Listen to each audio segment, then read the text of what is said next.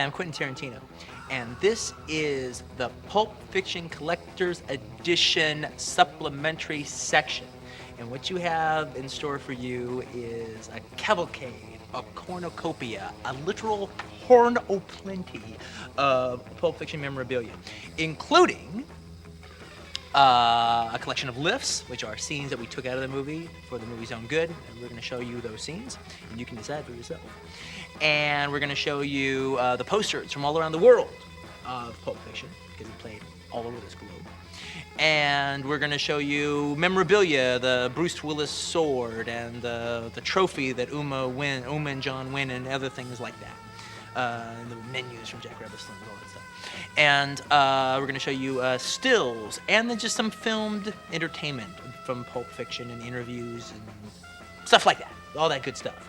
And so, without any further ado, grab your Laserdisc remote and let's get to stepping.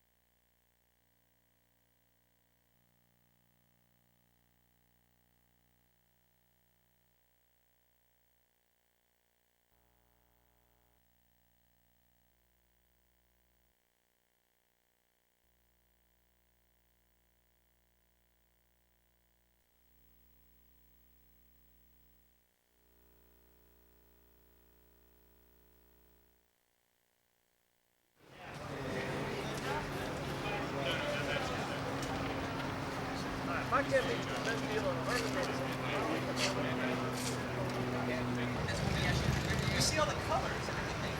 We don't actually get the place.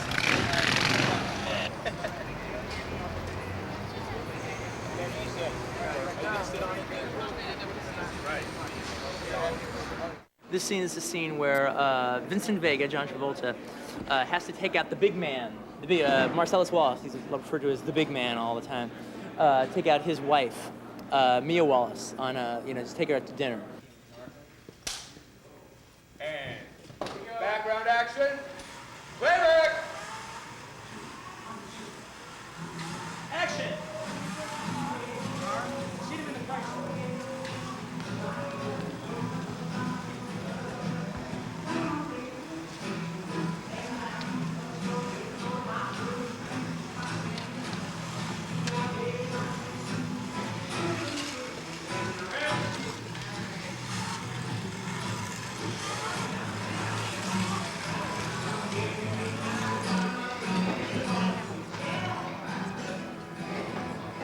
Look at him. Zorro. Oh my god. Zorro sacrifice.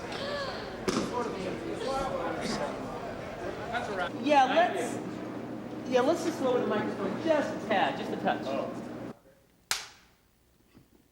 Action.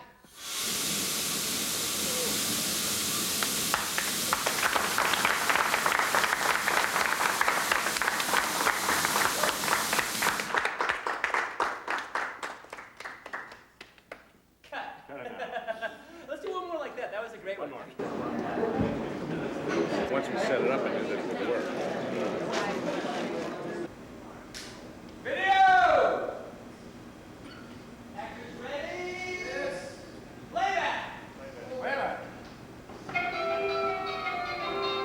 It was a teenage wedding and the old folks wished them well. You could see that Pierre did truly love the mademoiselle. And now the young monsieur and madame have from the chapel there. C'est la vie, c'est the old folks, it goes to show you never can tell. They furnished off an apartment with a two-room robot sleep. The cooperative was crammed with TV dinners and ginger ale. And when the air got work, the little money come and worked out well.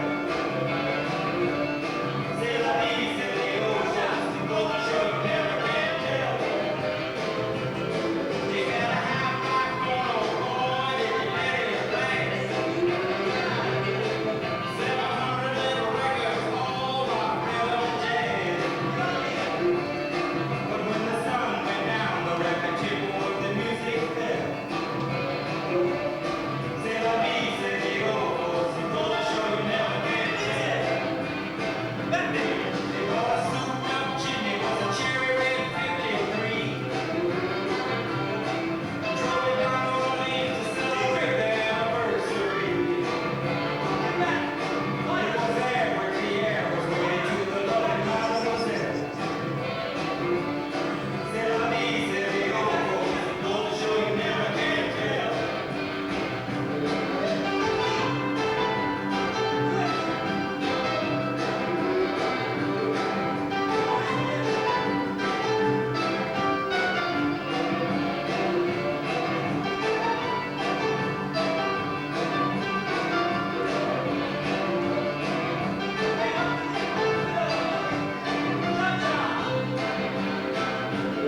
They had a teenage wedding and the old folks wished them well.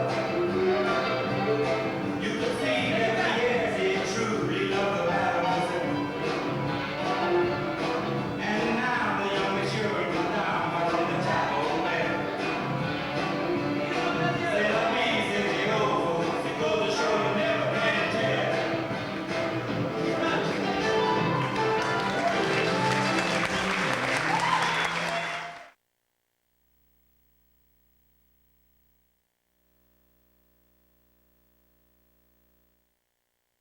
Bob is going to solve the location holding area problem.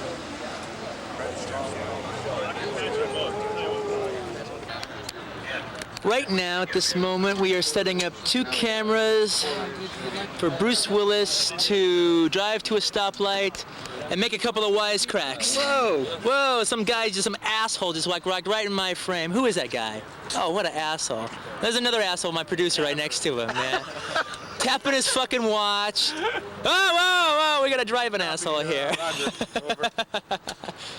Okay, so, Mr. Willis, let me ask you a question here.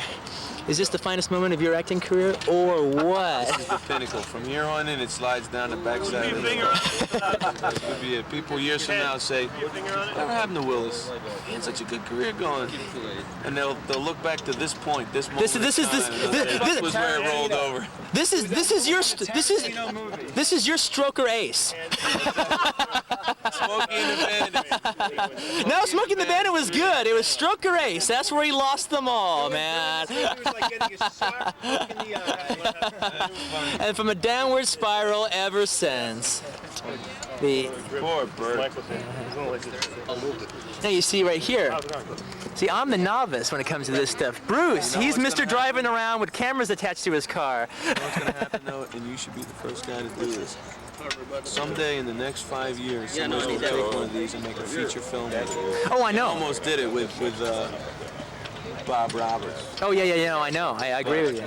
Some kid, some 17-year-old kid's going to make this killer, drop-dead, poorly lit video movie that is going to be the hippest fucking thing, and then there's going to be 100 of them after that. Oh, I agree with you. They're going to cost about $60,000.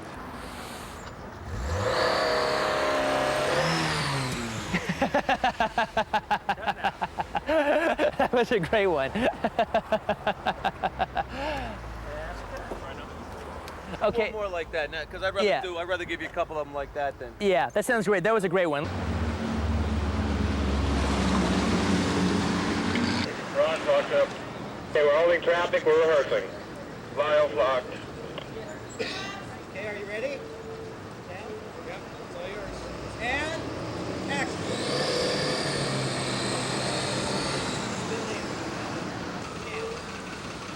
Yeah, we can hold it for a little bit longer. Common sleigh. And Action!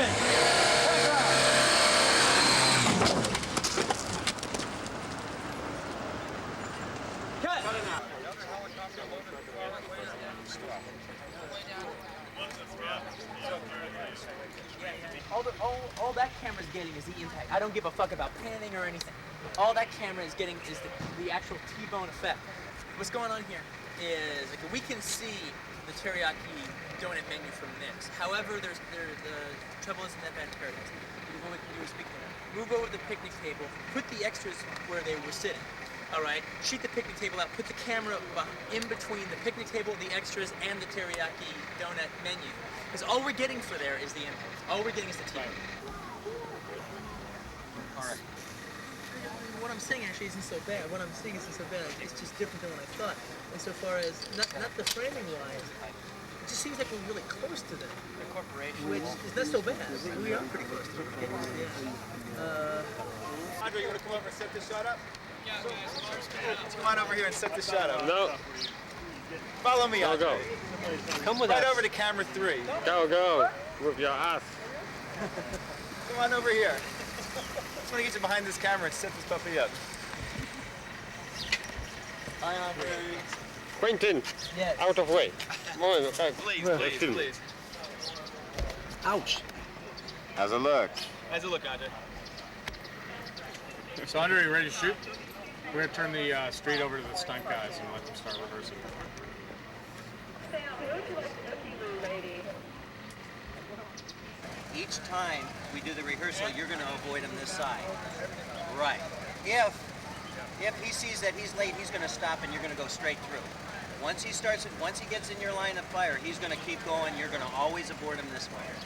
Quentin, we're thinking about the Camaro and what it sees as it comes into its impact. Well, the only part I'll use of that Right, just at the very end. when they had the camera in the back seat, Bruce drove in the intersection, and he goes like this. As he looked over, sees a Camaro, he goes like this. If I can have him do that, that'll be great for the Camaro shot. But I mean, that might fuck him up for what he needs to do once it hits. Dennis, can you bring down the Camaro and put it in your contact spot? Longer. A little bit closer. Less control. Is that looking good for you, Quentin? It's great. Nice one, Sammy. One. Rehearsing. Background. Action.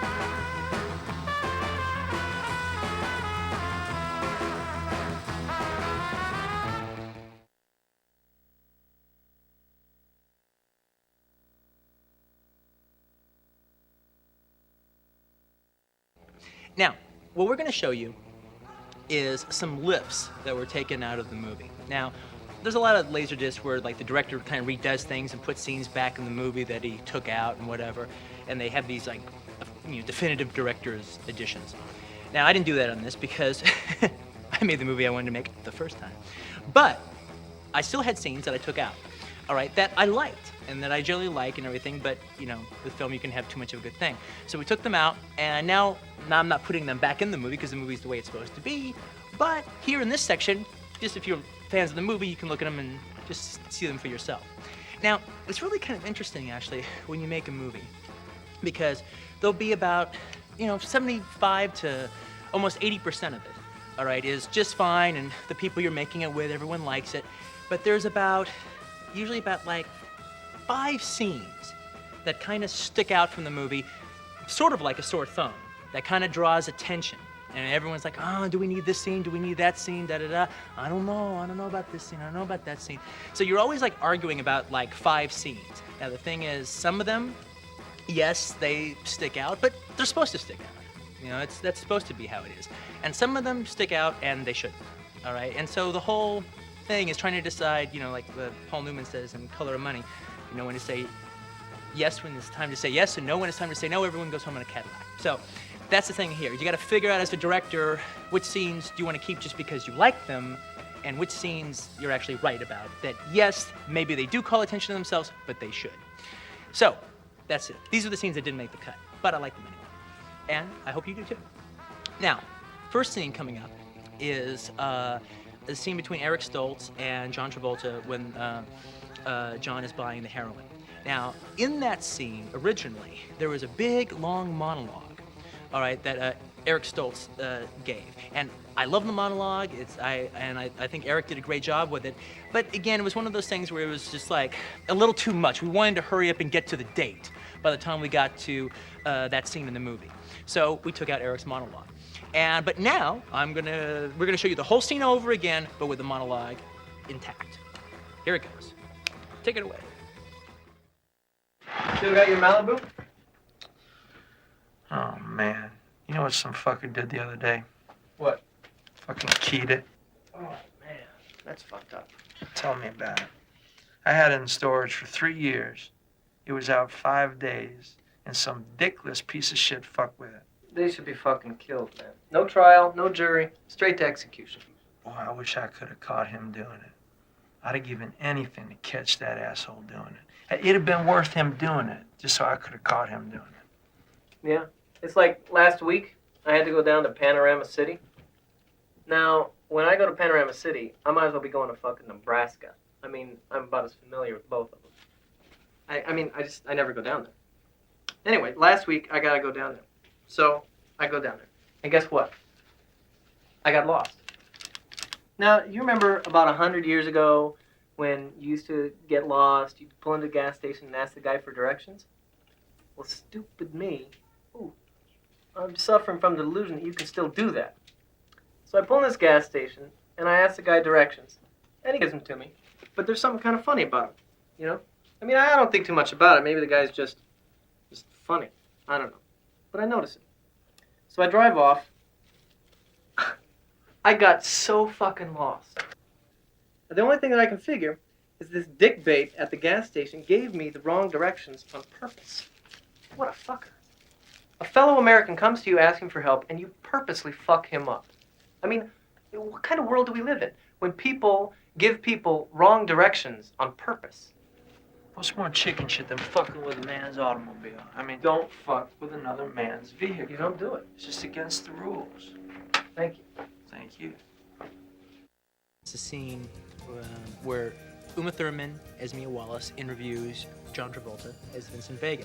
It's when John has just come to her house and to pick her up and take her on the date to Jackrabbit Slim's, and she comes down, and before you actually get a chance to really look at her, you just, she comes down with a high-8 camera, she's pointing it at John, and she just kind of interviews him. You get the impression, possibly, that maybe she does this all the time whenever Marcella sends a goon to take her out to dinner and stuff. She always kind of comes down there and kind of blows the guy's mind.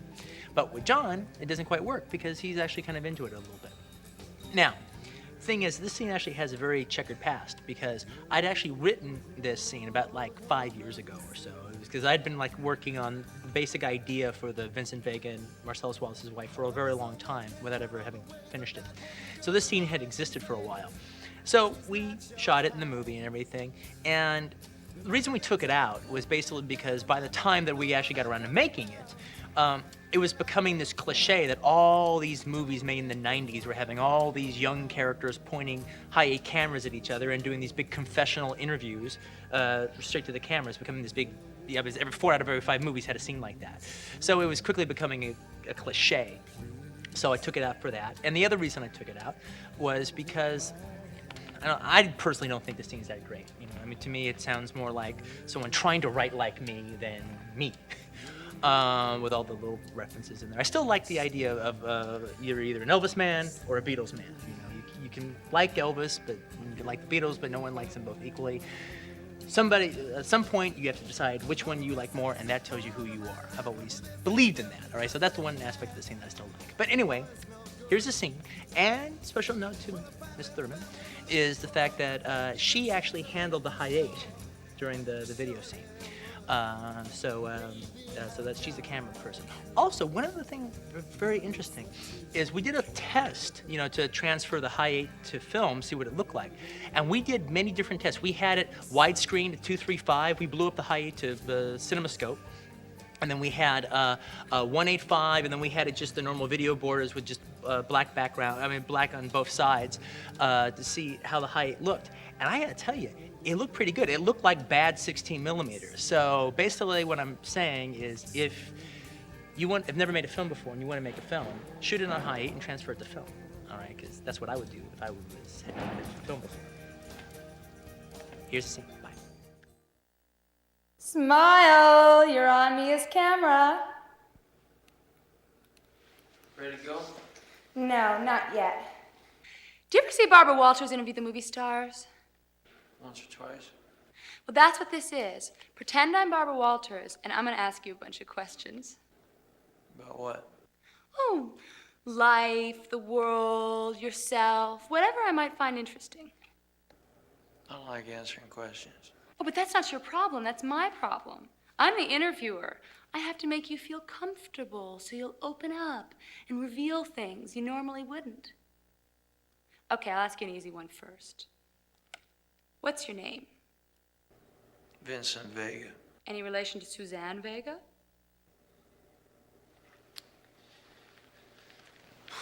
Suzanne Vega's my cousin. Suzanne Vega, the folk singer, is your cousin? Suzanne Vega's my cousin. If she's become a folk singer, I sure as hell don't know nothing about it. Well, now I'm going to ask you a bunch of questions I've come up with that more or less tell me what kind of person I'm having dinner with. My theory is that when it comes to important subjects, there's only 2 ways a person can answer. Which way they choose tells you who that person is. For instance, there's only 2 kinds of people in the world. Beatles people and Elvis people. Now, Beatles people can like Elvis, and Elvis people can like Beatles, but nobody likes them both equally.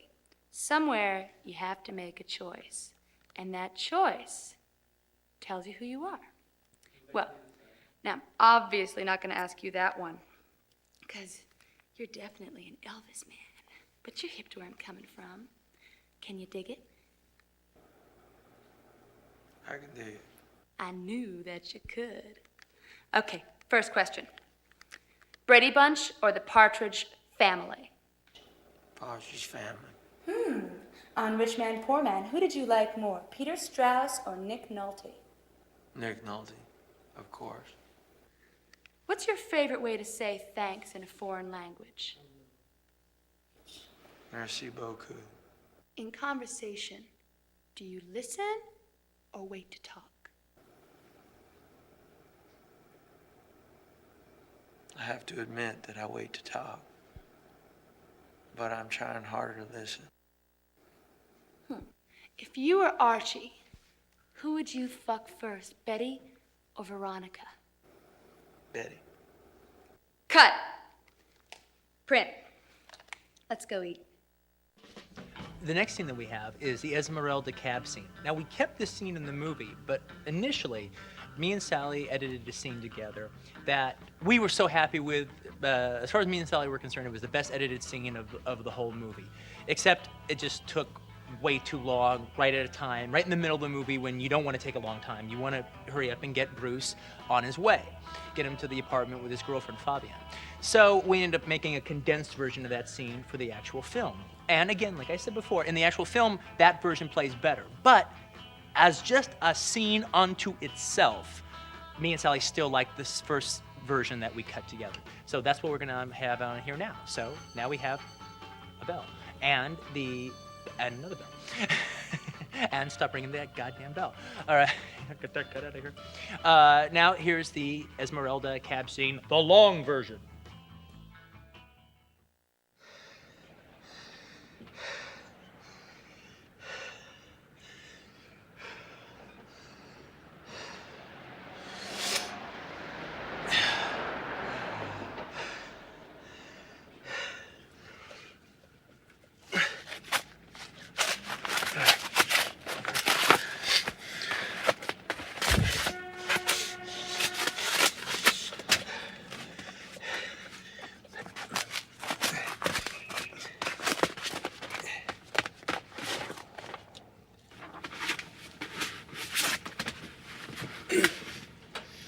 Mister.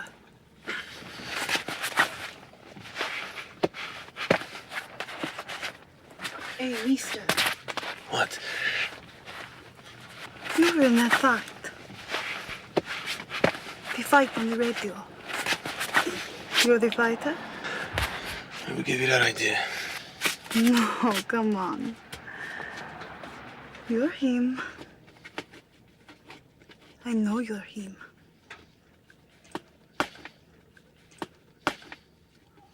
Tell me you're him. You killed the other boxing man. He's dead? The radio said he was dead. Sorry about that, Floyd.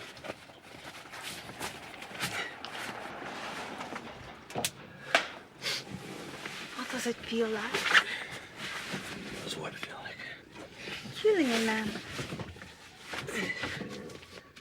Beating another man to death with your bare hands. Oh, you weirdo. No.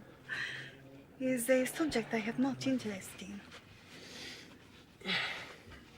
You are the first person I've ever met who has killed somebody. So, what does it feel like to kill a man? I'll tell you what. Give me one of them cigarettes you got up there. I'll tell you all about it.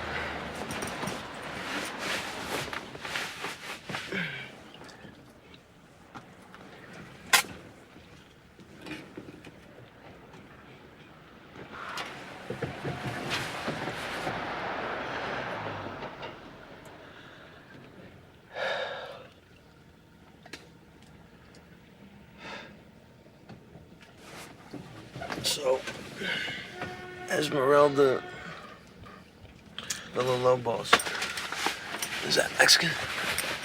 My name is Spanish, but I'm Colombian. Pretty name. It means Esmeralda of the Wolves. Your name means Esmeralda of the Wolves. It's some halo you got there, honey. Thank you.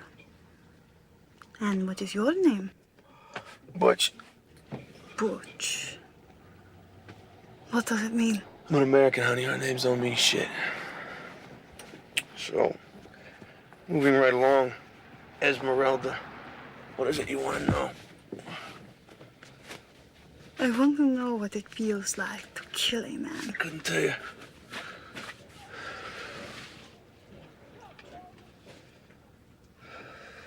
I didn't know he was dead until you told me he was dead. Now that I know he's dead, you want to know how I feel about him?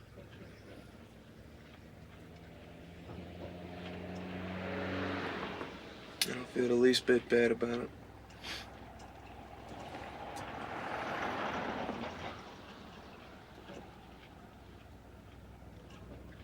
You want to know why, Esmeralda?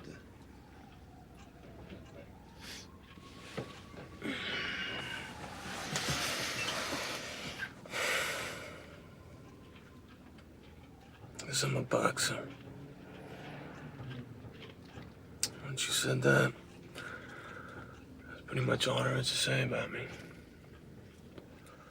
And that son of a bitch out there tonight, that Floyd, maybe one time he was a boxer. He was dead before he ever stepped foot in the ring. All I did was put the bastard out of his misery. If he never was a boxer, that's what he gets for fucking up my sport.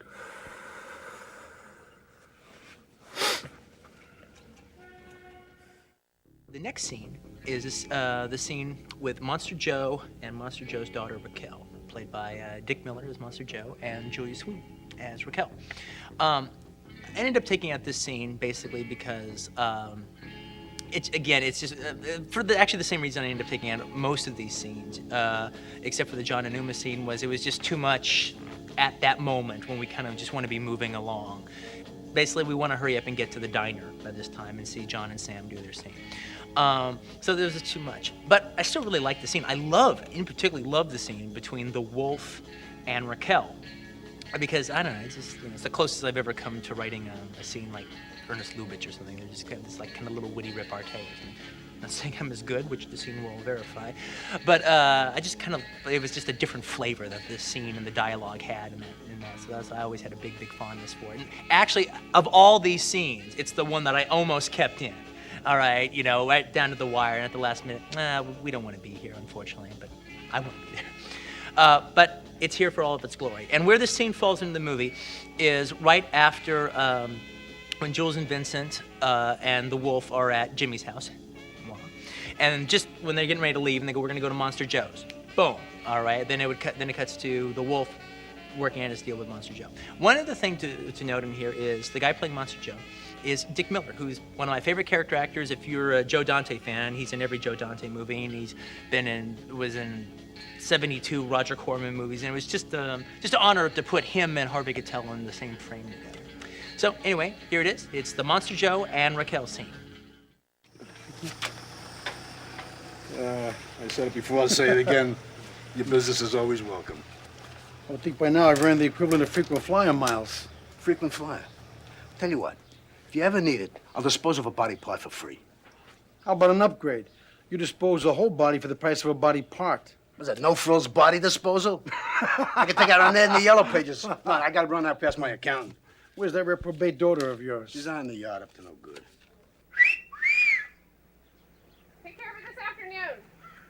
Hello, boyfriend. Hello, girlfriend.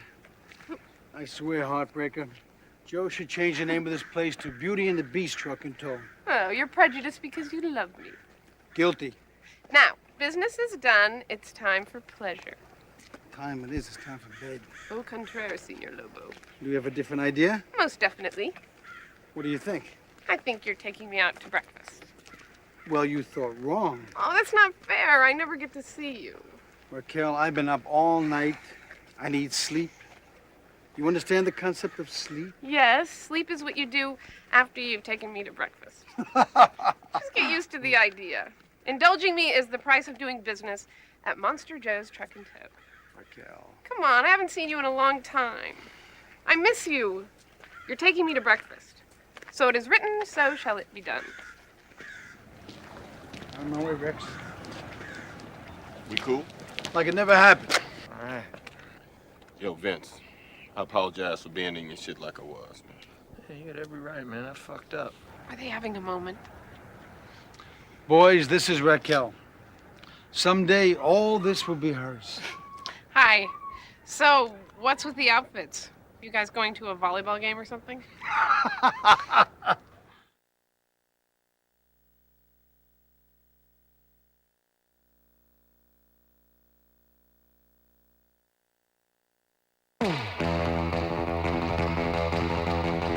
Miramax Films takes you behind the scenes of one of the most talked about, wildly funny, and entertaining motion pictures, Pulp Fiction, a close-up look at the incredible movie-making mind of Quentin Tarantino.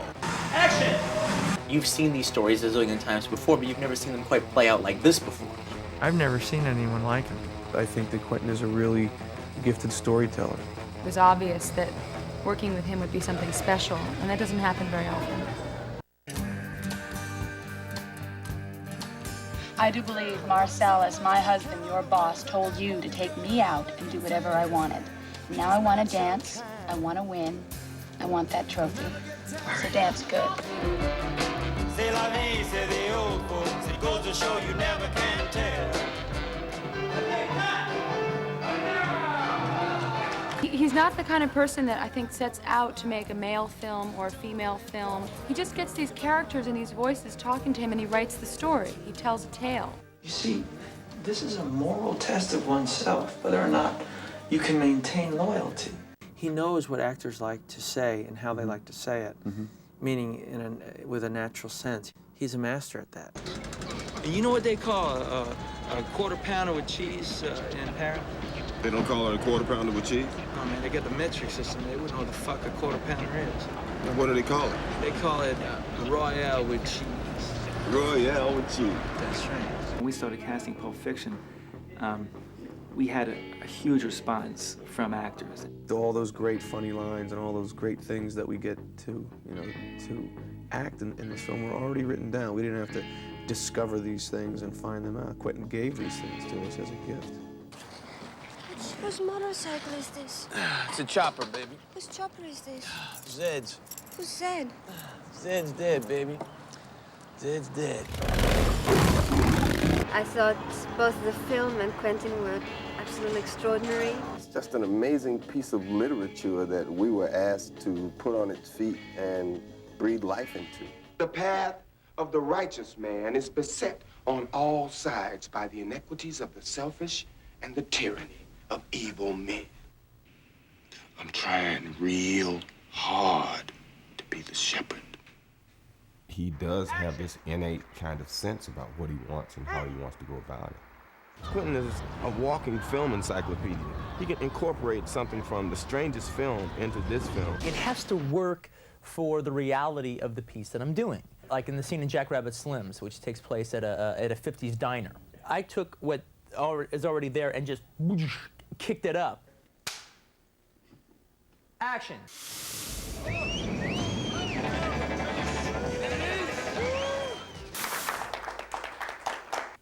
Cut. Let's do one more like that. That was a great one. Okay. Quentin really sets the tone. It's a crew of people that love making movies. Like, I don't want to leave the set. This is a total get it out of your system movie. Before we leave out of this, since we're so happy here, and let's just do one more just like that, because that was excellent. Quentin gave all the actors really interesting things to do and say. I think it's the best script I've ever written.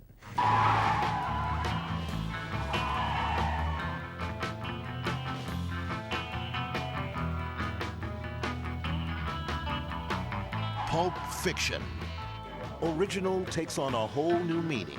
Doesn't sound like the usual mindless, boring, getting to know you chit-chat. The real test of time isn't the Friday that it opens, or the way it's how the film is thought of 30 years from now. All right, and that's what I'm going for. Okay, action! Go.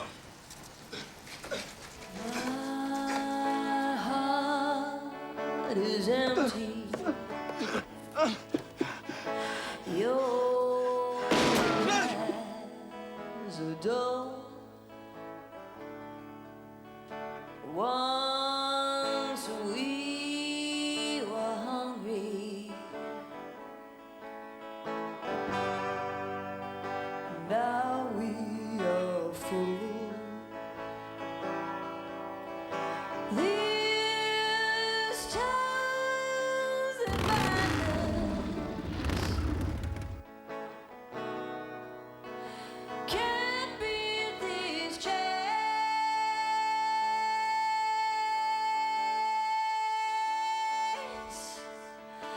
If love is shelter, I'm gonna walk in the rain.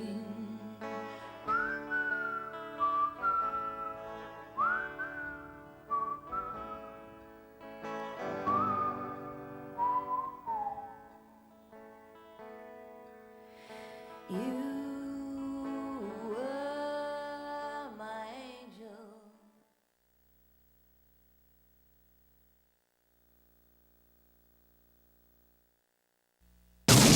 What do two hitmen, one girlfriend, a boxer, and a secret suitcase have in common? That's a good question. The answer? The most entertaining film of the year. Pulp Fiction, rated R. What do two hitmen, one girlfriend, a renegade, and a secret suitcase have in common? That's a good question. They're all part of the most electrifying film of the year. Pulp Fiction, rated R. Two hitmen are on the move. One renegade is on the run. And a beautiful girl is in the middle. Yummy. This is the movie critics call the motion picture event of the year. Pulp Fiction, rated R. Audiences across America are cheering for Pulp Fiction. John Travolta, very sexy. Bruce Willis, whoa, baby. It's very, very funny. This is an event. That's a bold statement. Pulp Fiction. Yummy. Rated R. Pulp Fiction, nominated for 6 Golden Globes, including Best Actor, Best Supporting Actor, Best Supporting Actress, and Best Picture of the Year. That's a bold statement. Pulp Fiction, rated R.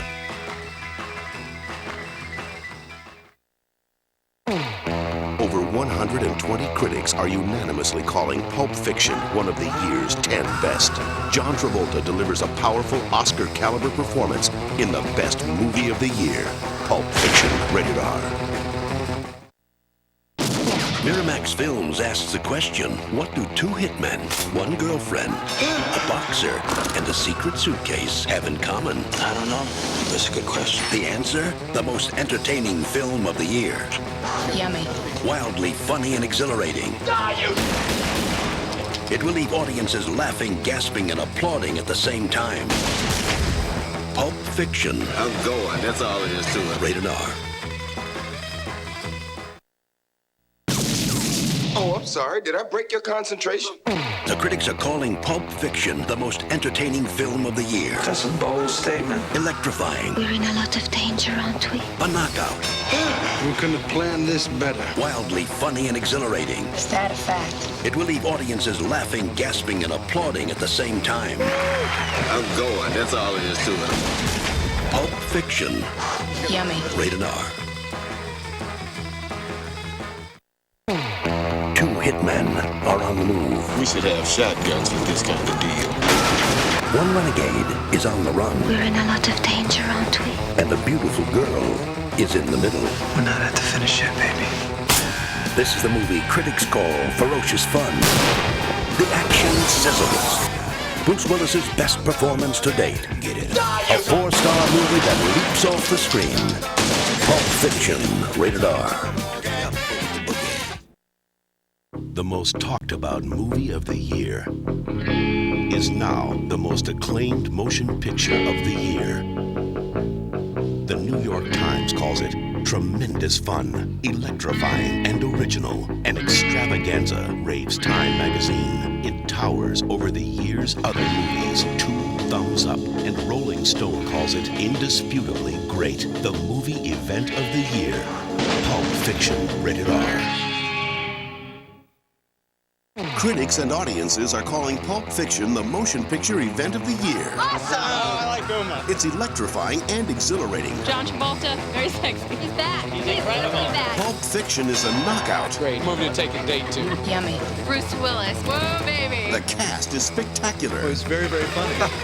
One of the great rides of recent cinema. This is an event. That's a bold statement. Pulp Fiction, rated R.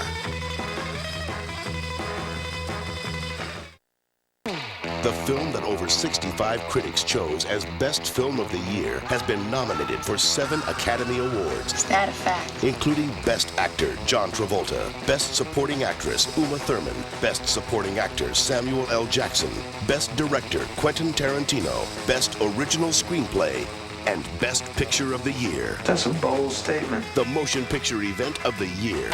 Pulp Fiction, rated R. The film that over 65 critics chose as Best Film of the Year has been nominated for 7 Academy Awards, including Best Actor John Travolta. Is that a fact? John Travolta makes a spectacular comeback. You sleep in garbage bins, eat what I throw away. They got a name for that, Jules. It's called a bum. An Oscar-caliber performance. Winner, Best Actor, Los Angeles and London Film Critics Award. The motion picture event of the year. Pulp Fiction, rated R.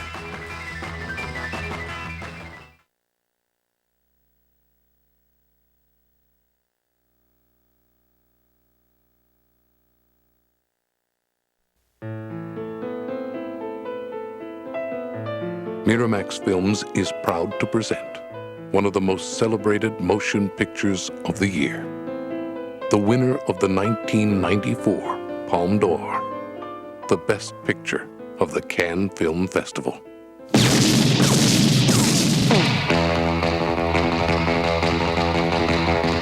Come on, let's get in character.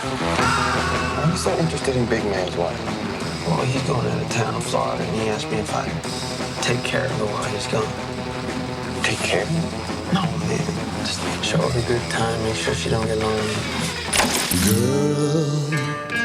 You see, this is a moral test of oneself. I do believe Marcellus, my husband, your boss, told you to take me out and do whatever I wanted. Whether or not you can maintain loyalty. Night of the fight, you may feel a slight sting. Pride only hurts. It never helps. In the fifth, your ass goes down. I have to say, you play with matches, you get burned. We should have shotguns for this kind of deal. We're in a lot of danger, aren't we? I'm prepared to scour the earth for that moment. Oh, I'm sorry. Did I break your concentration? Get down, get down. You got a corpse in a car, minus a head in a garage. Take me to it.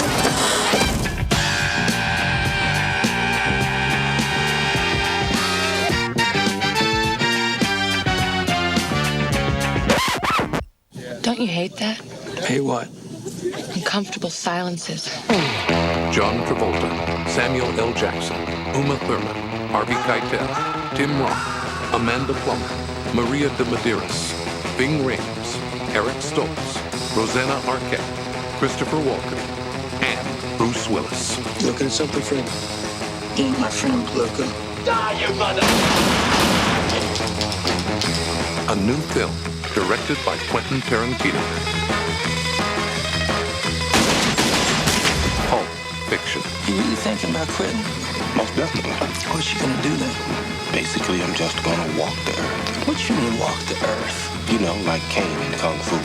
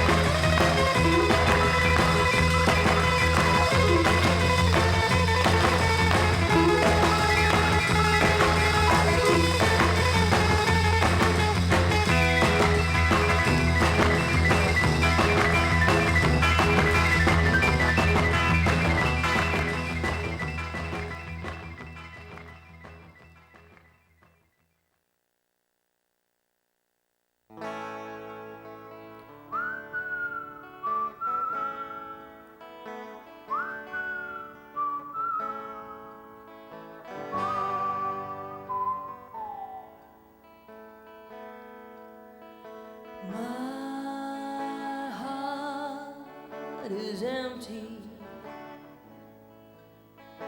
Your eyes are dull. Once we were hungry. Now we are full.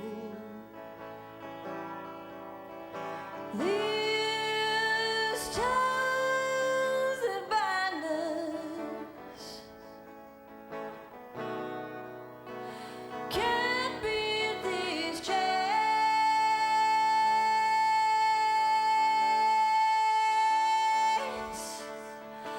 If love is shelter, I'm gonna walk in the rain.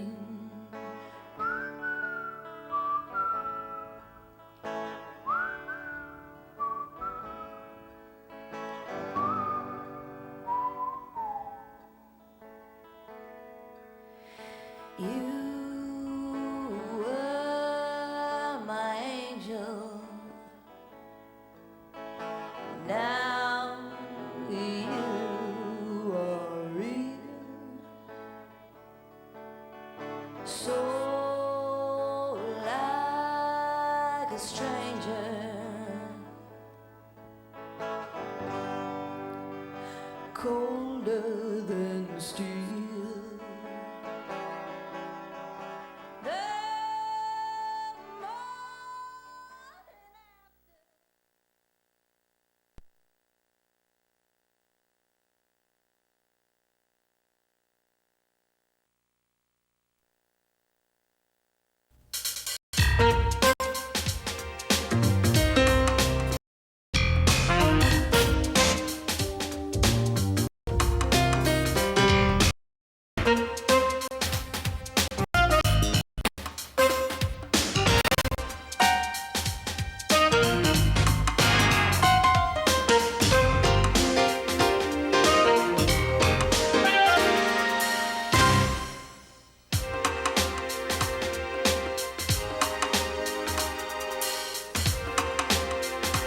Welcome to the broadcast. Tonight we'll spend the hour with the writer and director Quentin Tarantino.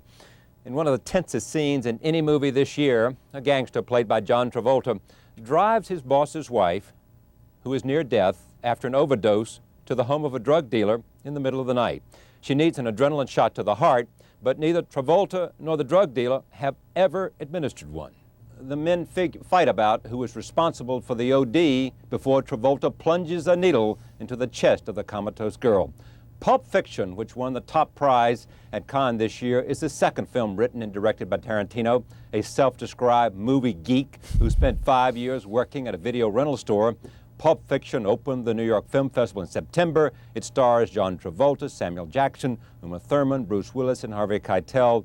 And we are pleased to have the director right here, Quentin Tarantino. Thank you for coming. Thank you. I was looking forward to being here. And saying hello to my table. Yes, exactly.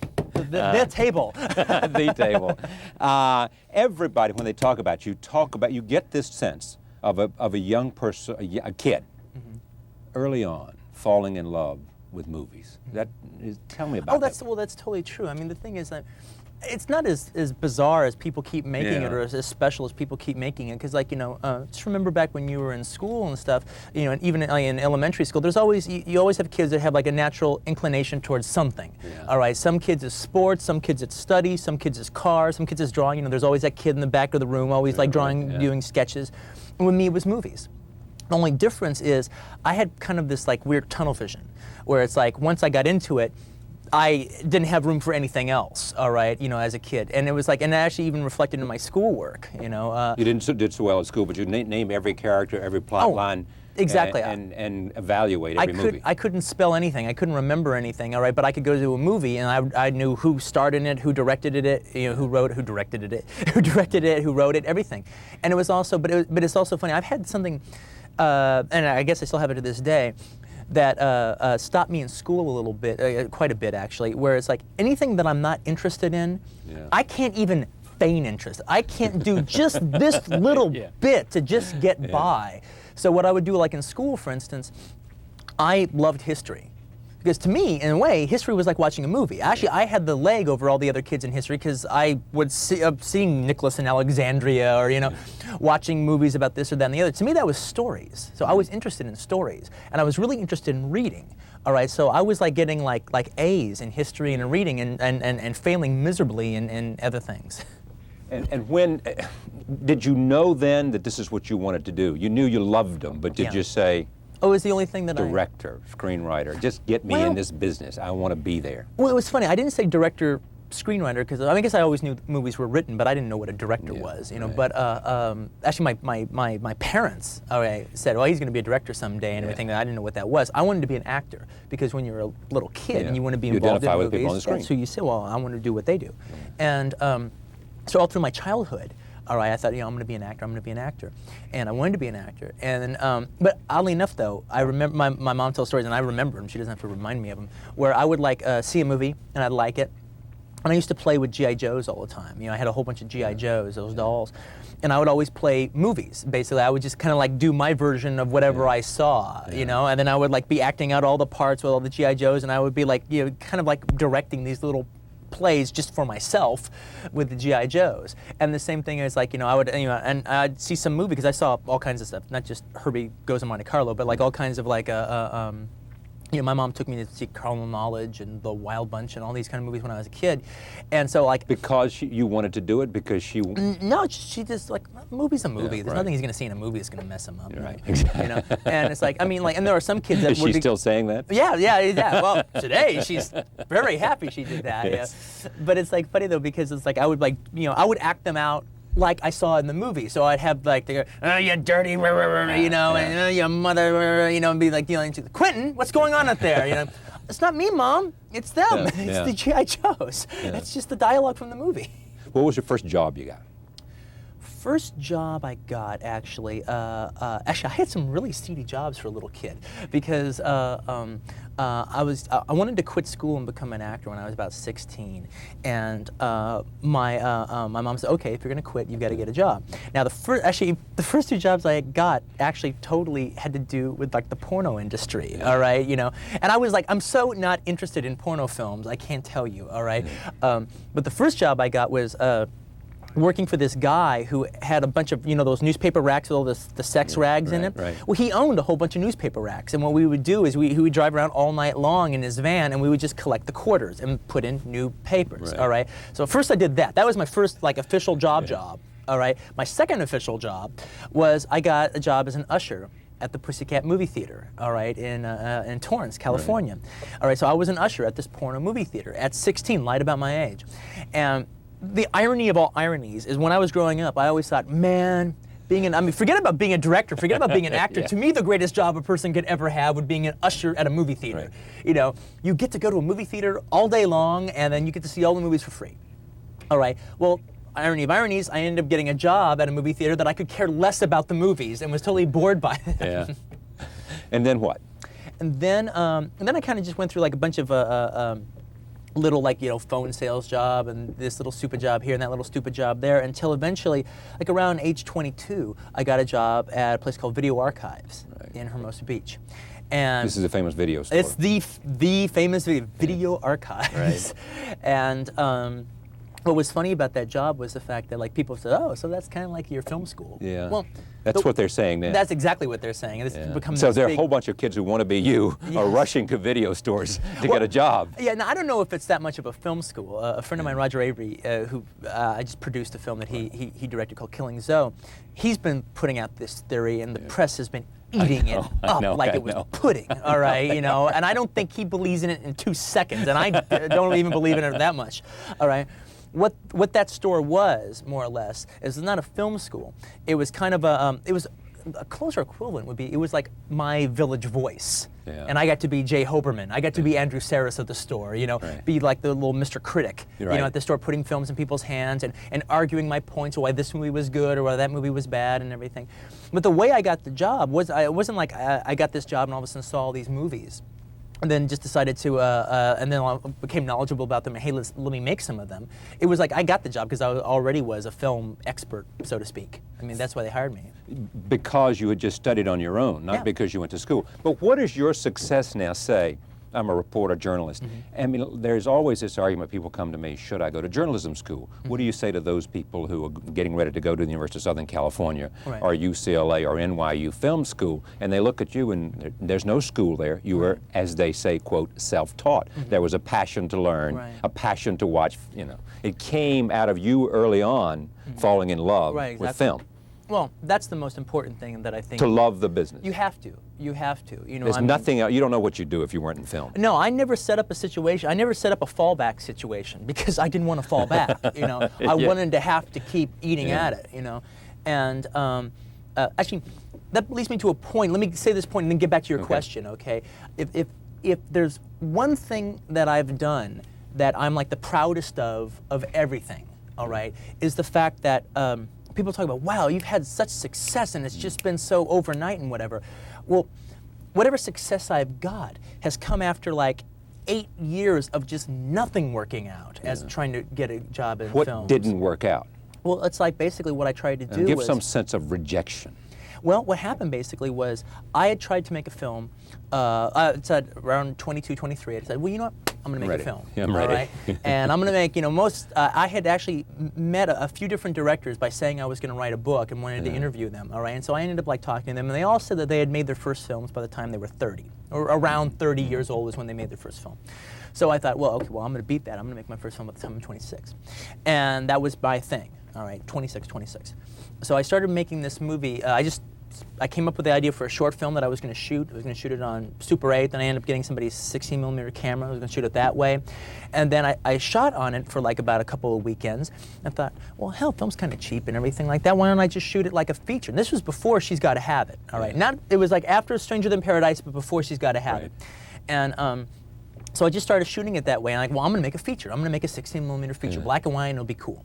So I ended up working for like 3 years on this movie, and this was going to be my feature, and I was financing it from working at a video store. So what means was like I would like get like $200 or so, and then we'd go off and shoot for the weekend, and then we'd run out of money, and then I would like go back to work again, and then like eventually I would just keep piecing it together. And what you would do is when you'd rent equipment from a rental house, if you rent it on Friday, you have it all weekend. It's kind of this one-day rental, and you have to return it Monday morning. So you would just burn your. I mean, you would just like get old before your time trying to like shoot all weekend long and give the stuff back. I had so little money that I couldn't even process this footage. All right, that I was getting. That's way too expensive. All right, so eventually I ended up after like about 3 years, I ended up like starting processing some of the footage and starting seeing exactly what I had. And guess what? What? I did not have at all what I thought I had. All right, it was. How was it different? It was amateurish. Yeah. It was really, and not in a charming way either. And, it had no charm. It had no charm at all. All right, and the thing is. No one said, "Isn't that cute?" No. It wasn't like that. Now, there were good things about it. All right, you know, I mean, you could tell I made it. Yeah. People who knew me could look at, well, that's a Quentin movie. That. Yeah, that has my spirit. You've had that has from my day one then. Yeah. But the thing is, though, it was like this was going to be the thing that, like, set me up, all right? And I'd worked 3 years on it. And I was able to look at it in a realistic way after being horribly depressed for a little bit, but only a short little bit, was the fact that, well, this was my film school. All right, and this was the best film school a person could possibly have. I mean, I actually, instead of like going to school and paying a ton of money to be allowed to use some of their crappy equipment, all right, I actually went out and actually tried to make a feature film. All right, now I failed. It was guitar picks when I was finished.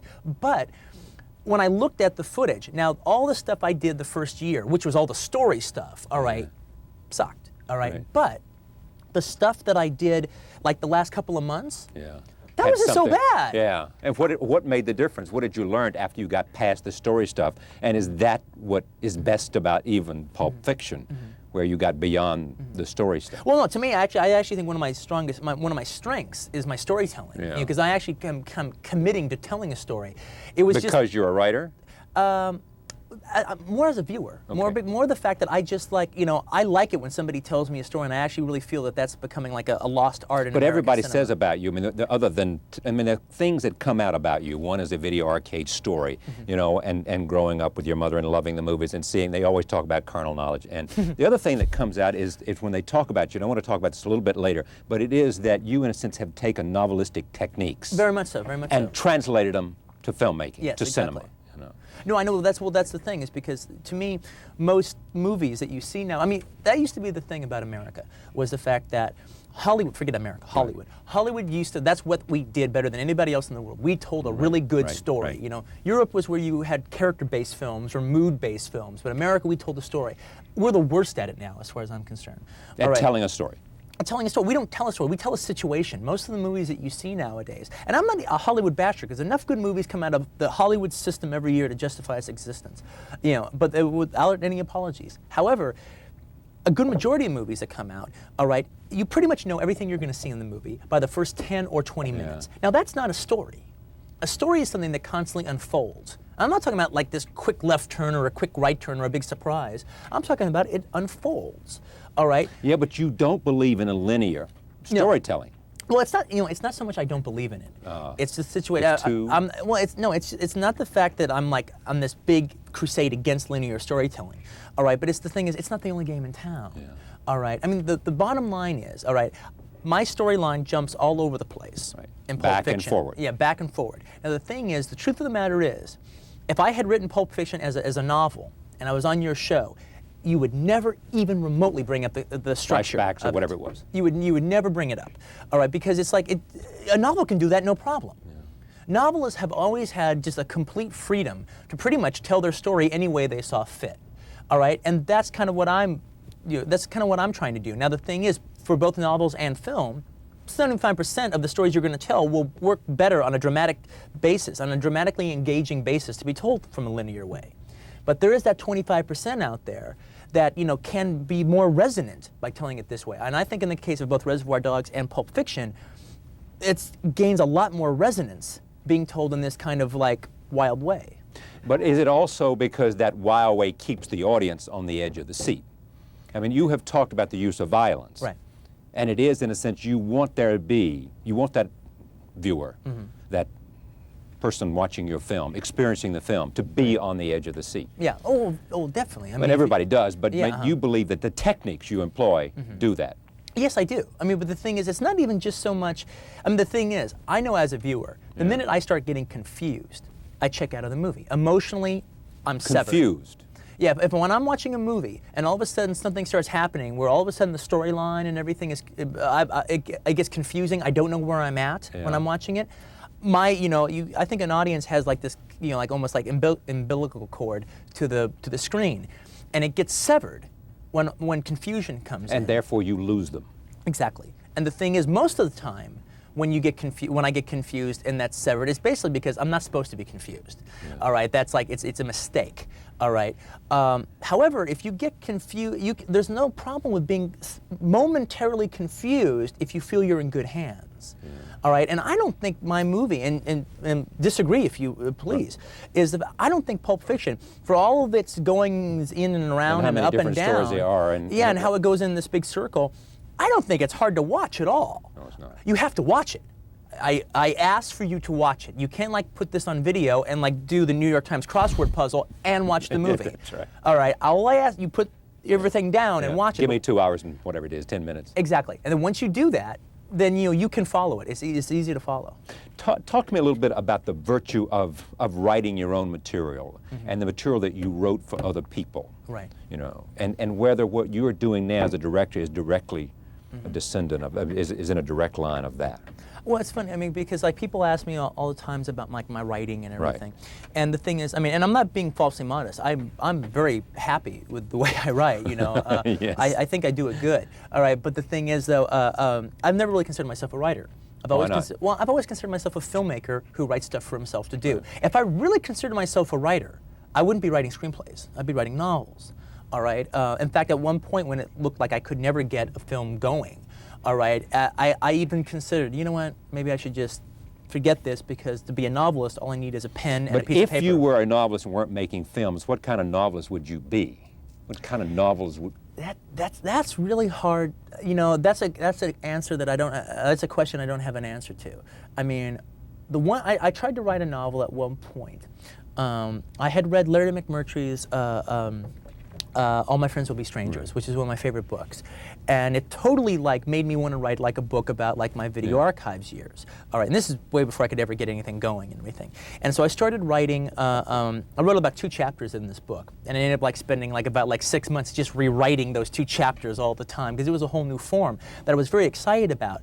But ultimately, you know, I'm a filmmaker, and I just like, you know what, if I'm gonna put the work that really needs to be put into this, I'm gonna be a novelist, and I think I could get this published, and I don't want to. I want to keep on the road of being a filmmaker. But the thing is, with doing my own stuff, as opposed to like somebody else doing it, or me doing somebody else's script or something, is what's nice about doing my own stuff. One, I'm usually happy with my stuff, all right, and it's also very personal. All right, if I was like writing a movie about, I mean, I could have an idea in my head for 5, 6, 7 years, all right? And I've kind of little by little been working out different things about it. The day that I sit down to do it, whatever is going on with me at the time will find its way into the piece. It has to, or the piece isn't worth making. All right, an analogy I always use, because all of my writing techniques, I never took any writing classes or seminars or anything like that, or read any pamphlets. My whole thing was everything I learned as an actor, studying acting for 6 years, I've basically applied to writing. Now, like, if what did you learn then? Well, it's just like, well, I'll give you an actor analogy that works completely for me as a writer. All right, if I'm playing on, I don't know, whatever, Sugar Babies or something, you know, something really crazy, all right, Sugar Babies, okay, in a theater production, all right, and I'm driving on my way to the theater, and I hit a dog on the way to the theater that night. Okay, now that doesn't make you commit suicide after killing a dog, but it's going to affect you. Yeah. All right, okay, and no, I'm affected by that. Now the thing is, when I go out on stage, I have to bring that experience on with me, or what am I doing up there? All right, that is obviously going on with me at that time, and that needs to be on the stage. Wait, it needs to be on the stage because it is what's happening inside of you? Yeah, exactly. True. Right. That's it. It's because it's what's happening inside of me. Now, if I'm doing Sugar Babies or Death of a Salesman or You Can't Take It With You, that doesn't mean the play all of a sudden becomes about a dead dog. Yeah. All right. But it definitely doesn't, I'm not there unless I bring that on with me and make that work inside of the material. If I'm not, then you could just send a robot out there. That's just good acting. That's what you have to do. You can't deny anything. All right. Well, the same thing with me as a writer. If I was writing The Guns of the Navarone, all right, and then right at the beginning of writing it or in the middle of writing it, I break up with my girlfriend who I'm like madly in love with, and then my heart is shattered. All right. That's got to work into it. Now, the story is still about a bunch of commandos going to blow up a couple of cannons, all right? But that pain that I'm feeling has got to find its way into this story, or else, what am I doing? And translating to writing, meaning that whatever you're experiencing as a writer, you got to put into those characters, and you know how to do that? Yeah. Well, I mean, that's the thing I think that makes, I mean, that's why when people say, well, you're just making movies about other movies. I go, well, that's bull. I mean, to me, all my movies are, I mean, I'm working in a genre, no doubt about it, all right? And I respect the genre, no doubt about it. And what's the genre in your own definition? Well, in the ones I'm doing crime films, all right? And then, like in the case of Reservoir Dogs, it's a subgenre crime film. It's a heist picture. Right. A bunch of guys get together and pull a robbery. Right. You've seen a Right. bunch of kind of movies like that before. And the thing is, though, but I respect the genre, and I'm jumping off from it. But to me, all the movies are very personal, all right? When I look at them, and I don't mean like I'm some crook, all right? But the thing about it, though, is like, this group of friends will look at it and be like, oh, Quinn, I can't believe you talked about that. And this old girlfriend. Because they identify with the Quinn, experience. Geez. Yeah. It's like you should be semi-embarrassed about certain people seeing your movie, I think, when you're finished, if you're working on a personal level. Or else the work is not authentic? Well, I mean, I don't want to make that blanket a statement, but I guess for me, yeah.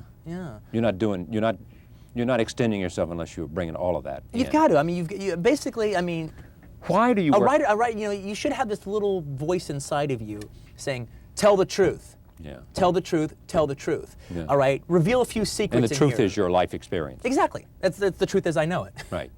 Why do you work in the crime genre? Well, it's a genre I've always really got a kick out of. Yeah. You know, From the 30s and the 40s, and Raymond Chandler and Dashiell Hammett and all that. And stuff in the 70s and just all kinds of stuff like that. I mean, I've always, it's a Elmore genre. Leonard or... Oh, I love Elmore Leonard. In fact, to me, True Romance is basically like an Elmore Leonard movie that he didn't write, you know. And like, I actually owe a big debt to like kind of figuring out my style from Elmore Leonard, because you know, he was the first writer I'd ever read, but also Charles Willeford did it as well. But he was one of the first writers I'd ever read that just let mundane conversations actually inform the characters, you know, and then all of a sudden, you know, you're into whatever story you're telling. But the thing is, though, it's just a genre I've always really liked and always had a lot of appreciation for and liked going to, and I thought I would do a good job with it. But you said an interesting thing once, maybe talking about Pulp Fiction, but maybe about Reservoir Dogs and others, is that you said that somehow, or somebody said, maybe somebody said about you, I can't remember where I read this, but basically that there was, in a sense, a combination of European art film and black exploitation film coming together. Yeah, not just black exploitation films, but just American exploitation films in general. All right. I mean, in the case of like Pulp Fiction, I think like the two biggest descendants that the film has are like where did Pulp Fiction come from? Yeah, well, it's like to me, when I look at it and I watch it, to me I kind of see like, you know, those like when like the French New Wave would do their version of crime films, when Jean-Luc Godard and Truffaut, and then like Jean-Pierre Melville before them would do their kind of like crazy French version of American movies. And then I also see like a kind of like a modern day spaghetti western playing there, as well as a blaxploitation movie from the 70s, all kind of like mixed up together. I mean, we talk about this lightly, but I mean, you remind me, you know, of someone whose passion was to be a filmmaker, and you have studied the lives of all the filmmakers. Yeah. You know their lives as well as anyone, as their biographer does. That's not too far from wrong, I would guess. Looking for what? Well, one... Just because you love the fact that starting off as they do what you do, and therefore... Yeah, I mean, starting off just as interest. I mean, literally, if a guy is a baseball fanatic and everything, Exactly. If his hero is Willie Mays, he's going to follow him. He's everything he is about baseball and about Willie Mays. Exactly. He turns first to the sports page. Yeah, exactly. And then it's like, and part of that is all just like the function of having heroes. Yeah. You know, and so like, like for instance, when I was, in my, I'm still now, he's one of my favorite filmmakers, but like in particular when I was in my 20s, I loved Brian De Palma. All right, and I would. Just like obsess about like his stuff the way like any like big fan would obsess about either a movie star or a baseball star or whatever. Is like when his movies would come out, I'd be counting down the days to like the first show of his movie, and I would collect all the reviews and all the interviews, and I put them in like these De Palma scrapbooks and stuff that I had set up, and then I would go see his film, like a movie of his, Scarface or something would open, and I would go see the first show first day. All right, no one could go with me. I didn't want anyone else to. It was too like it was like a religious experience. No one anyone should. I don't care what anyone thought, all right? I just sit there and watch the movie, all right? And that's sort of like just kind of taking it in, seeing all what the story was and everything. Then I would go see the midnight show that night, and then I'd kind of like somebody to see it with me, all right? And then I could really watch, okay, I've got the story, I got the film, now let's see how he did it, all right? And then you could talk about it with that person. Yeah, then I could talk about it with that person. I also kind of see it through their eyes and stuff, But now the thing is, though, also what I would have is, and that was those dealing with heroes, whether it be Brian De Palma or Howard Hawks or Douglas Sirk or Scorsese or whoever, but also just as like a film, more or less like historian or something, even though I wasn't hired by anybody to be a historian of my own mind. All right, I would be very interested in following directors' careers and like studying their careers and everything, and constantly, in terms of how they made it, or the evolution of a career, evolution of a career. It's like there's many examples when you look at like a filmmaker who has done, I don't know, 15 films or something like that. You forget about the old guys, in the last 20 years. All right, done 10 or 15 films, and like, wow, this work here is really exciting, and then at some point it stopped being exciting. Either it was like the same old thing, or else they became hacks, or they became, Now, where did that happen? Where did that start? When did they stop caring? Exactly. And to me that's very interesting. The point you said is, when did they stop caring? Yes, exactly. I do believe that, all right? Now, I'm not a critic, so I'm not going to use an example on the air because that could hurt that person's feelings. If I was a critic, I would write an article about it, and it wouldn't be just conversation. But it's like, but there's quite a few directors where like, you can't believe the work that they did in the 70s is the work that they're doing now. I mean, you can't believe it's the same man. And what do you think happened? Well, oddly enough, I actually kind of see what happens, all right? It usually has to do with like one film. One film is either like, I mean, like you see them growing or building or whatever, and this is actually, there's two ways that this can go. And one way is they do one film, and usually it's a film that they're very personal about, that they care a lot about, and one, not only does it not do well, it's not recognized. Okay, now maybe they did a bad job with it, or maybe they did a terrific job with it, all right? But it's, you know, but they get nothing for it. They get slapped in the face for it, and you can tell that the film had a real personal feeling to them. Yeah, they really had put it out on the table. They really put it out on the table, all right? And at least as far as they were concerned, all right? And they got neither the press, no, they got, you know, and it failed horribly. Yeah. And then from that point on, and at least 5 directors that I can think of off the top of my head, you can just see all of a sudden they started doing star vehicles. Yeah. All of a sudden they just started doing program films. And then 6, 7 years down the line, it's like whatever originality or whatever special personality that they have completely doesn't. All right, let me just test this with you. Coppola and Apocalypse Now. No, I don't think, he doesn't fit into me at all. Okay. All right, I know he's a legitimate hero for you. Yeah, but I mean, it's not just that. I mean, like, I mean, Apocalypse Now was a major success. That was a smash. But I know it was. But at the same time, it was a film that had a huge. I mean, all you got to do is watch his wife's documentary about it to know the emotional toll it took. I know, but the film went on and made $100 million. I mean, but that's not how he measured it. Do you think that's how he measured it? Do you think he ended up telling the story in the end? Oh yes. No, I do. I mean, because a lot of people said it worked for 2/3 of the way in, and then it didn't. Yeah, but you know what? It's funny though, because I think at the time, you know, with the whole big build-up and everything, yeah, the whole Marlon Brando sequence is my least favorite sequence of that movie. All right, but is it a failure? No. Okay. All right. De Palma and Bonfire of the Vanities. Okay, now, well, I mean, yeah, well, the thing is, it's really funny. I'm not suggesting these people have lost their talent. No, but no, I know you're not. I'm looking for an example of the kind of thing that might fit. Okay, the thing is, in the case of Bonfire of the Vanities, is the fact that, actually, I go back to Pauline Kael, because she actually said like something perfect with Bonfire of the Vanities in particular. She says, the thing that's so crazy about Bonfire of the Vanities is De Palma had made Bonfire of the Vanities better than anybody ever could back in 1969 when he did the movie Hi Mom with Robert De Niro. Yeah. All right, this little like, you know, hippie kind of movie he did that hit on even better than Thomas Wolfe's book. Exactly what he was talking about in that movie. So he didn't need to remake it. He didn't need to make it anymore. Yeah. Now, but the thing is also, again, going back to something Pauline Kael said about other filmmakers, is Bonfire of the Vanities is a mess. But it's the kind of mess that only a great filmmaker makes. Hacks never go that far wrong. It's like a very talented guy who's just got the wrong idea. It has to be a genius who lost it. Yeah, or who went too far because he so believed in himself and he had the confidence. Yeah, it's more like, it's just like he had a bunch of bad ideas and had the talent of his and the truth of conviction of his bad ideas in that movie. All right, and I don't think he's lost it. I think he felt it hard. I know he did, because he told me. Yeah, I think he took it really hard, and he's been playing scrambling ever since. Right. All right, scrambling to find his footing again, which. Yes, scrambling to find his footing again, because which is it confidence? No, I don't know if it's confidence. I think it's more like the fact that I reached out with Bond. Well, he reached out with Casualties of War, and even though the film wasn't a success, got the best reviews of his entire career. Right. All right, so it's like, you know, so he'd reached out before, but then, and then so he reached out even more with Bonfire, and it didn't work. And I think you see, when you look at the films he's been doing since, in the case of Raising Cain. Right. All right, he goes, okay, I'm going to go back and do what I do. All right, my thrillers. All right, and that'll be a cool ground. All right, and the thing that's really fascinating about Raising Cain is you see a guy, and I told this to him, and he agreed with me. I don't know.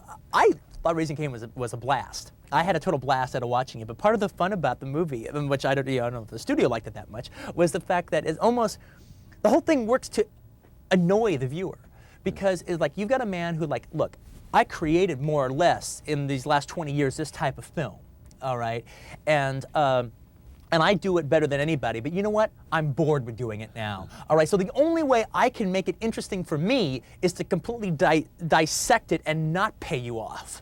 Yeah. You know, so it became like this, like really almost kind of like filmic experiment on how not to satisfy the audience. All right, which was very interesting to me. Okay, I got a big kick out of it. If you had to name, I mean, I know you don't want to leave somebody out. Who's influenced you the most? Filmmakers. You said Howard Hawks. Yeah, Howard Hawks is a gigantic influence. Because? He is the single, as far as for my money, he is the single greatest storyteller, all right, in the history of cinema. The single greatest storyteller. Yeah, and probably the single most entertaining filmmaker in the history of cinema. It's so funny because when you get into when you're talking about people who've like, worked for 30 years and have like, 25, 30, 40 films to show for it, the old guys, the pioneers. All right, when you go through their films and everything like that, you're looking at this film and like, I never saw this one, and I never saw this one, that I really want to. And then like, you start seeing some of their later works or some like early minor work that you'd always heard about but never saw it. You always are more or less kind of disappointed. It's like, that's okay, it's good to see it so I can say I saw it and everything. Howard Hawks, except for one movie, never disappointed me. All right, it's like, even like his, even the ones that didn't get any credit whatsoever, like the ones he did later in his life, like something like Man's Favorite Sport, which is just basically this like kind of crazy paraphrased remake of Bringing Up Baby, is funny. Is it good as Bringing Up Baby? No, but it's like really good. It's really funny. Now, if I'm gonna watch Bringing Up Baby or Man's Favorite Sport, I'll watch Bringing Up Baby. But if Man's Favorite Sport's on TV, I'll watch it in 2 seconds. If it's playing at the theaters, I'll go see it. Other than, Howard Hawks, who else? A significant influence. A big significant influence, would be like Howard Hawks, the director Sam Fuller, all right, who's this like kind of he's one of the greatest wild men of cinema. He made a series of films in the 50s. He's probably the king of making war films because he fought in the Big Red One and everything, Yeah. and he makes really crazy movies. And he also made a lot of westerns and stuff. And Sam Fuller's just crazy style was a big influence to me. De Palma was a big influence to me.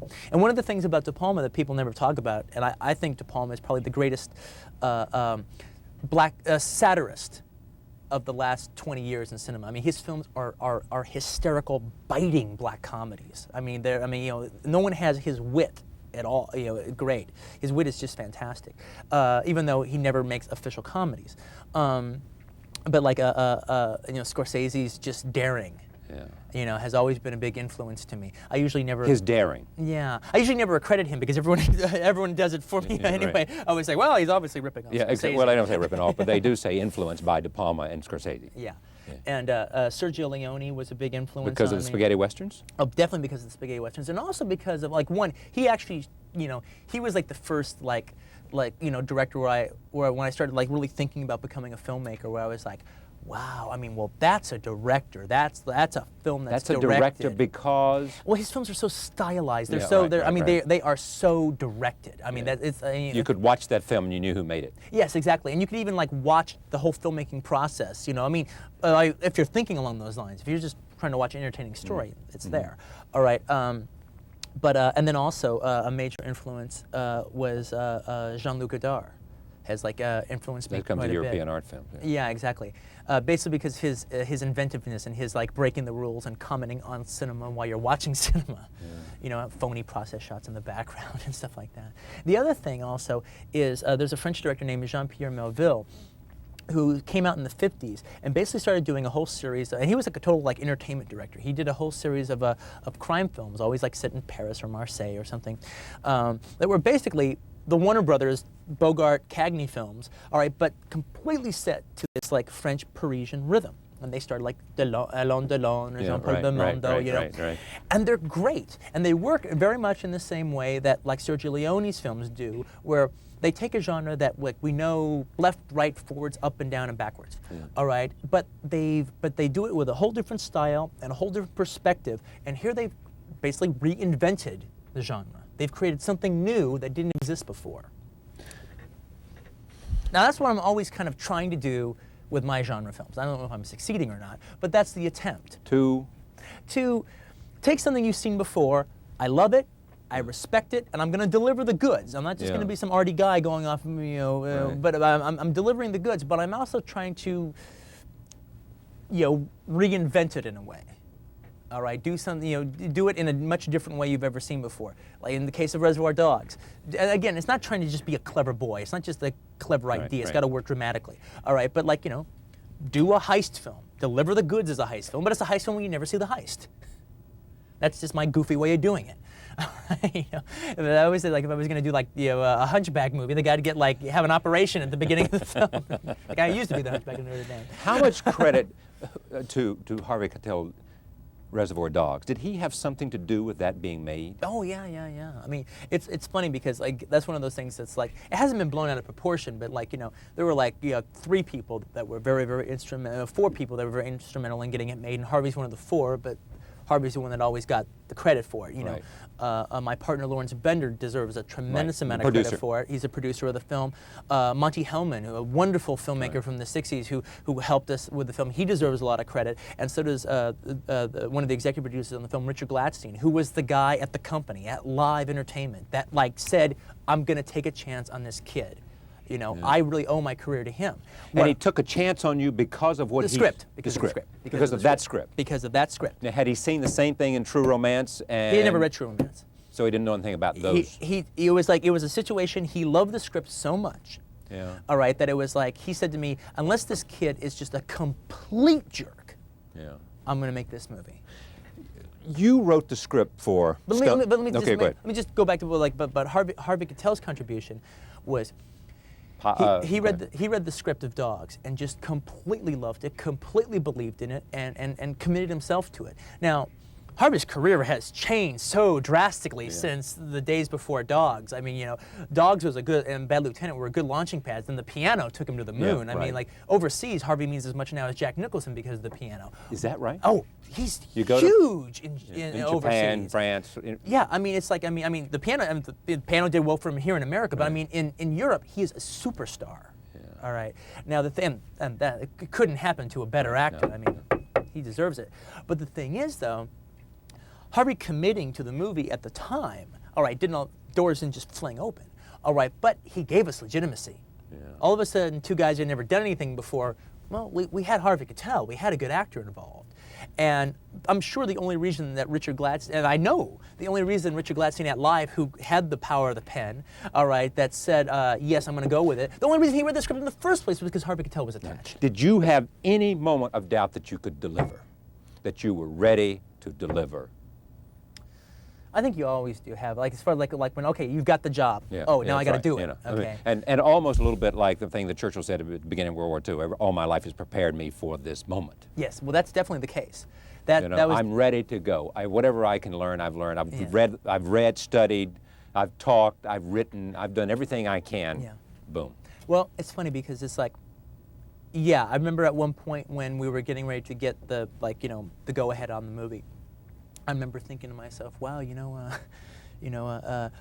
writing's kind of easy because if I do what I do as a writer and it doesn't work out, I can throw it away, all right? But it's like, you know, now the whole thing about being a writer is if I do it on the page and I give it to somebody else and they screw it up, well, you know, I can, like, have righteous indignation about it and everything. But now if I do it on the page and I screw it up filming it, well then, who do I get to blame? Would you do it differently, that film today? I mean, did you say what you want? It's the film you wanted, frame by frame by frame by frame. Proud of that movie. I mean, I would do, maybe a little thing, I would extend this shot a little bit, but except for that. But essentially, it's the film you wanted to make. I adore Reservoir Dogs. And not because of what I did, I'm just saying. What did it say to an audience of film about you, about Quentin Tarantino? Well, you know what? Well, you know what it ended up doing, which was very interesting, was the fact that you know, people ask me from time to time, do you make a movie with an audience in mind? And my answer is, yes, I do. All right, but the audience I have in mind isn't some faceless blobs that I'm trying to second guess. Right. It's me. It's not like a focus group. Yeah, it's me. I'm the audience. I'm the guy that goes out and pays $7 or $8 in New York, you know, to go and see a movie. All right, if I'm excited about seeing a movie, I see it on opening day. All right, I am the audience. All right, and I know what I want to see, you know. And I was betting, and I was a little surprised at how many there were. I was betting that there are other people like me out there. All right, now, true, I'm making specific films. And if you make a specific film, that's not everything for everybody. You're going to turn some people off, all right? But you're going to turn some people on too. And now the thing is, the film got a lot of remarks because of the violence in it. Right. All right. And in a way, they were kind of like I always kind of took it as a big compliment because I know the film isn't that violent. All right. It's so why is it a compliment? because I did it well. I Yeah. mean, like the scenes I Oh, got. in other words, they thought it was more violent than it was. I thought it was far more violent than it Yeah. was. All right. Now, and actually, quoting De Palma has said that when you do violence, you actually get penalized for doing it well. Yeah. Hacks don't get penalized for showing anything because it doesn't mean anything. Right. All right. So in a way, they're saying good filmmaking. All right. Especially since like the movie is a talking heads movie. It's people talking to each other for like the entire 90 minutes with like 3 acts of violence in the movie. The most notorious one you don't even see on screen. All right. So it's like, well, thanks. Yeah. but the thing is, how did it introduce me? It's like I'm always kind of weird about actually answering a question like that because it's almost like I'd rather you tell me. Yeah. Well, but all of a sudden it said this is a guy, there is a new filmmaker, it said, who has exploded and who has a signature that is distinctly his own. Yeah. You could take a lot of films made in America and you could say that's a well-made film, but I could name 3 or 4 directors of talent who could have made that film. Right. I don't know of anybody else who I think automatically could make Reservoir Dogs or would have made it. Yeah. Same thing is about Pulp Fiction. Yeah. Don't you think? I completely agree. Yeah. I mean, there is such a signature, and that's what I was asking you to do, is to define the signature. I got to move to Pulp Fiction, and we're going to see a couple of scenes here. Oh, it's the Big Mac scene. Set it up for me before we take our roll tape. What's going on is in this scene, this is like it's John Travolta and Samuel L. Jackson. They play 2 hitmen, Jules and Vincent, who are on their way to blow away a couple of guys. The thing is, they're just going to work. So they're like having like a carpool conversation that you might have, all right, on your way to work. And the thing is, Vincent has just come back from after 3 years in Amsterdam. So he's just musing on the things that he experienced in Europe for the first time. Roll tape, here it is, Pulp Fiction. But you know what the funniest thing about Europe is? What? It's the little differences. And you know what they call a quarter pounder with cheese in Paris? They don't call it a quarter pounder with cheese? Oh man, they got the metric system. They wouldn't know what a quarter pounder is. And what do they call it? They call it Royale with cheese. Royale with cheese. That's right. What do they call a Big Mac? Big Mac's a Big Mac, but they call it Le Big Mac. Le Big Mac. What do they call a Whopper? I don't know. I didn't go on a Burger King. We should have shotguns for this kind of deal. How many up there? 3 or 4. That's counting our guy? Not sure. So that means it could be up to 5 guys up there? It's possible. We should have shotguns. Why Travolta? Well, I've always thought that John Travolta is one of the greatest movie stars Hollywood's ever produced. Movie stars. Yes. I mean, he's a wonderful actor too, but I mean, like, he was a great star when he came out. And, I mean, people tend to, in fact, it's actually very scary how people tend to forget, because John Travolta was so huge when he came out. And it was like, and he actually shared something that only Brando had had before him and only Julia Roberts has had since him, is that any part it was even remotely halfway conceivable that he could play was immediately sent to him. Right. And he did wonderful work in that time. In Saturday Night Fever, even wonderful comedy work on that TV show that made him a star, Welcome Back, Kotter. Right. Urban Cowboy, in particularly from my money, in Blowout, the Brian De Palma film, which is one of my 3 favorite films of all time. His performance in that is great. Wait, the other 2 are Urban Cowboy and what else? And Saturday Night Fever, and he was nominated for an Oscar for Saturday Night Fever. Yeah. And also, actually, in a movie. What are your 3 favorite films of all time? I'm sorry. Okay, my 3 Urban favorite Cowboy? films. No. No, okay. I thought. I get screwed up. Okay. Whatchamacallit? Blowout. Blowout. Rio Bravo. Blowout was made by Brian De Palma. Rio Bravo by Howard Hawks. Right. And Taxi Driver by Martin Scorsese. Yeah. And they share, if they share one thing, what is it? I don't know what they share. I don't know either. You know what? Other than a major directorial vision. Right, vision of a director. Yes, exactly. Yeah. Talk about comedy in Pulp Fiction. People say, one, it has comedy about it. Yeah. Is it black humor? Is it something else? And how far can you go with you wanting to combine comedy with violence, with storytelling, with all the elements that are going into this film? How far can the comedy go because of the seriousness that's also there?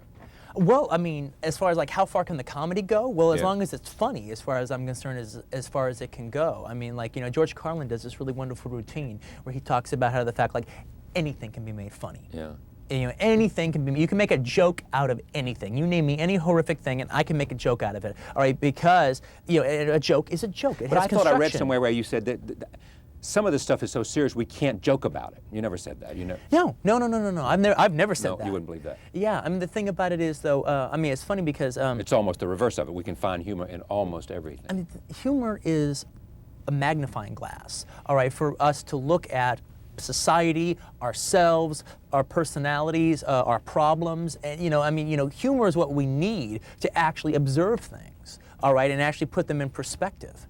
All right, and it's like, but again, you know, the answer is like, you know, well, if it's funny, that's acceptable. But you know, if it's not funny, then you've messed up. But one of the things that's very interesting, though, is I've actually come to this in a very just fairly recently.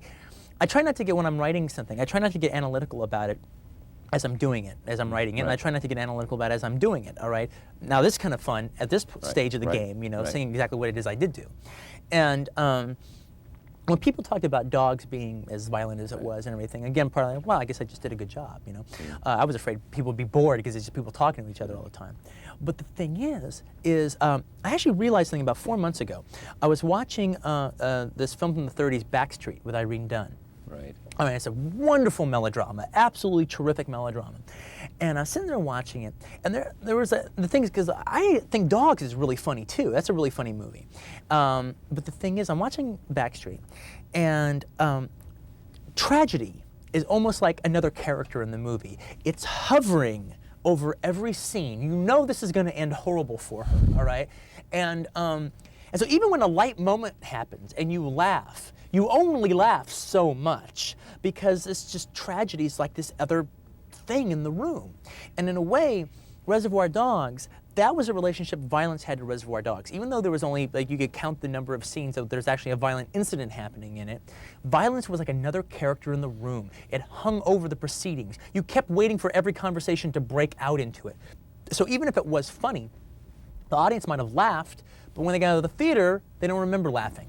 I got 2 minutes. Is Pulp Fiction a better film than Reservoir Dogs? Well, some people might like this one, some people might like that one. What do you think? Me, I like it more. I like it more. You like it more? I think. Why? It's more ambitious. It was harder to do, and it's like a.